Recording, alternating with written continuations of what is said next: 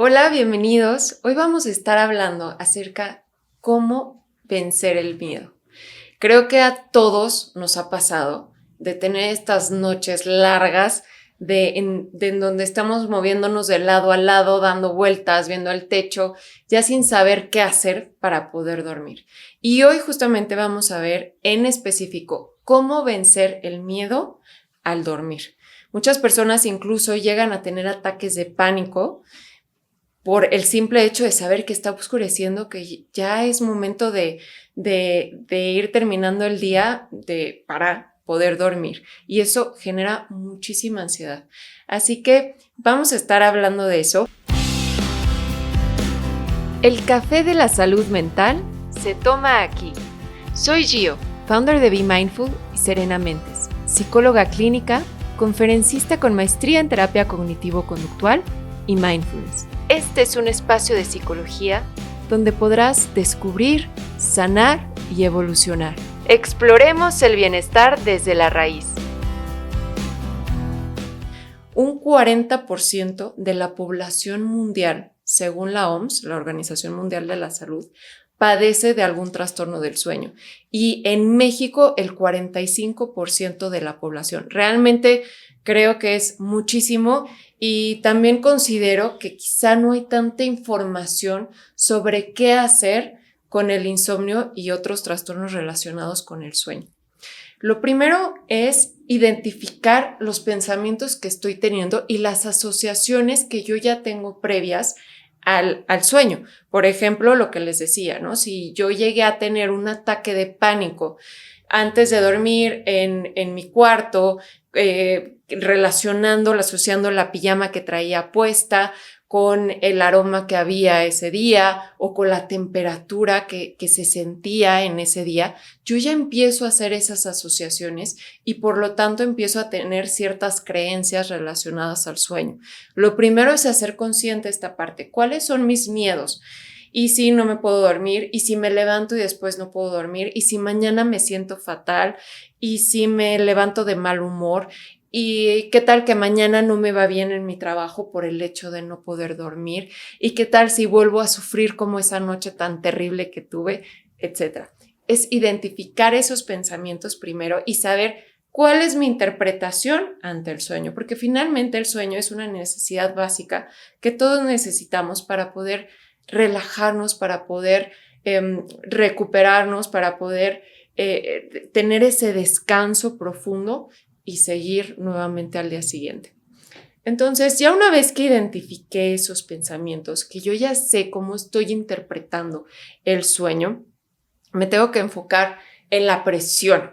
¿Por qué? Porque entre más presión tenga por dormir, más ansiedad me va a dar y por lo tanto menos descanso voy a tener.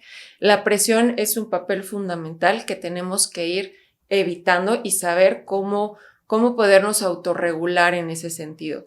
Porque si yo estoy, duérmete, ya, cierra los ojos, es momento de dormir, ya pasó un minuto y volteo a ver el reloj a cada rato, mi nivel de presión va a ser mucho más alta y por lo tanto me estoy alejando de mi objetivo en lugar de acercarme a él.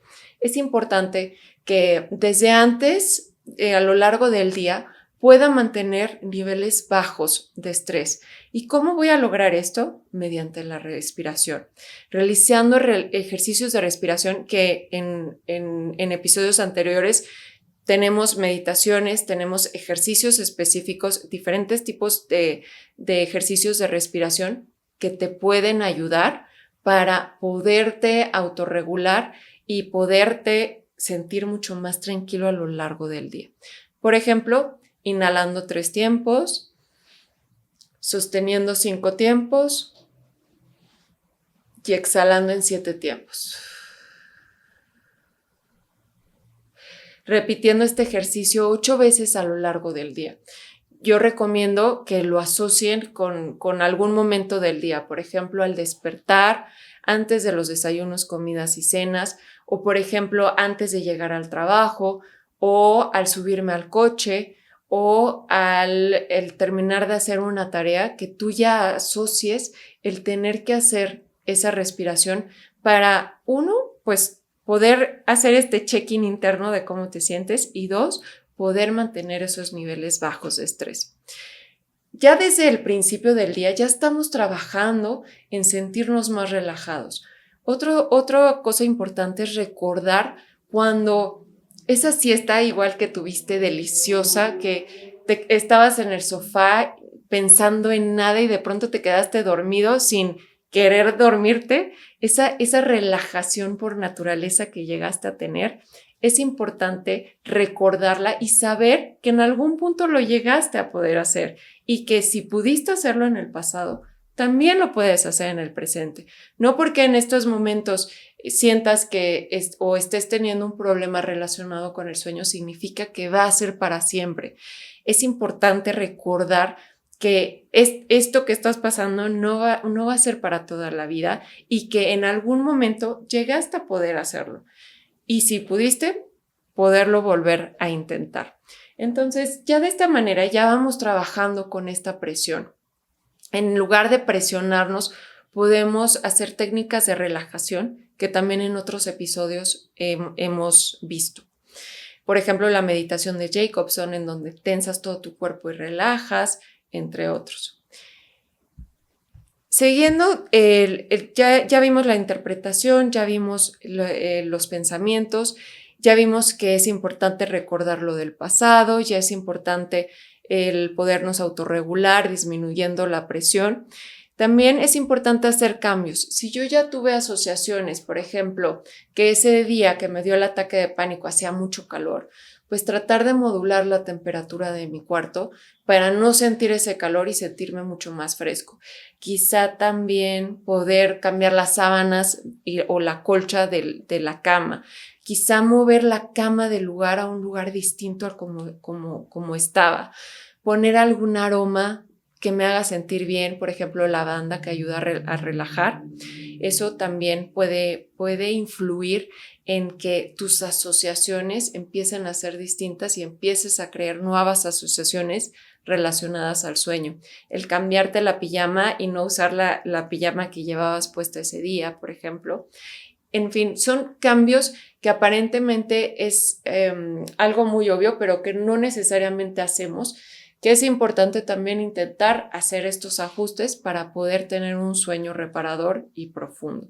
No voy a profundizar y no me voy a meter tanto en el tema del ciclo del sueño y de la higiene del sueño como tal, pero sí es importante recalcar algunos hábitos para poder tener un sueño, un mejor sueño. Por ejemplo, el hacer ejercicio a lo largo del día, el poder tener momentos de descanso. Muchas veces nos saturamos de cosas, de actividades a lo largo del día y no tenemos ese momento de desconexión para poder descansar y sigue nuestra mente súper activa a lo largo de la noche. El también poder, antes de dormir, escribir todos esos pendientes que tienes y todas esas preocupaciones. Puedes hacer una meditación más profunda o simplemente visualizar, hacer un ejercicio de visualización en donde anotes todas tus preocupaciones y visualices que todas esas preocupaciones las vas a meter en una caja, que van a estar cerrados en esa caja hasta el día siguiente o hasta el momento en donde sí puedas hacer algo al respecto, porque muchas veces tenemos preocupaciones en donde se salen por completo de nuestro control, que no podemos hacer nada ese día. Y es ahí en donde esas preocupaciones las metemos en esa caja para poderlas manejar al día siguiente y poder tener ese espacio simplemente para descansar. El contactar con nuestro cuerpo, el saber, a ver, ¿cómo me estoy sintiendo en este momento? ¿Qué miedos está pasando? Poder debatir esos miedos. Si no puedo dormir, ¿qué pasa? Pues sí, no me voy a sentir bien, no va a ser algo placentero, pero no va a ser el fin del mundo. Y de esa forma vamos disminuyendo esos niveles de ansiedad, debatiendo esos pensamientos y esas preocupaciones que vamos teniendo. Obviamente, nada de pantallas antes de dormir, por lo menos mínimo 1 hora antes. ¿Por qué? Porque las pantallas tienen esta luz azul que es como si mandara una señal a nuestro cerebro de «Hey, despierta, todavía es de día». Y entonces es importante que vayamos apagando las luces 2 horas antes de dormir, que podamos leer en lugar de ver el celular, ver pantallas. Otra cosa importante es a lo largo del día disminuir bebidas energizantes, por ejemplo, el café. Por ejemplo, hay tés, muchas veces creemos que tomando té pues no nos va a afectar, pero hay té que tienen teína y eso es un estimulante y no nos ayuda a poder descansar y estamos metiendo este tipo de bebidas en horarios muy, muy tardes. Entonces, sí sugeriría tomar café, por ejemplo, antes de las 3 de la tarde y de 1 a 2 cafés máximo. Si pueden ser descafeinados, mejor. Son pequeños hábitos que nos ayudan a prevenir el no poder dormir a lo largo de la noche. El que tu cuarto esté completamente oscuro también es importante, que tu almohada sea cómoda, que el colchón sea cómodo. Si notas que hay algo que te genere incomodidad, poderlo cambiar para poder tener un mejor sueño. Espero te haya gustado mucho este episodio. Escríbeme si se te ocurre alguna otra idea que no haya mencionado y también cuál de todas estas ideas que te mencioné, cuál podrías aplicar tú en tu día a día a partir de ya. Te espero para el siguiente episodio. Muchas gracias. Si te gustó este episodio, síguenos, haz clic en la campanita y compártelo para que llegue a quienes necesitan escuchar esta información. Si quieres saber más sobre nuestras terapias, conferencias, colaboraciones y otros servicios, escríbenos a info@bemindful.com.mx.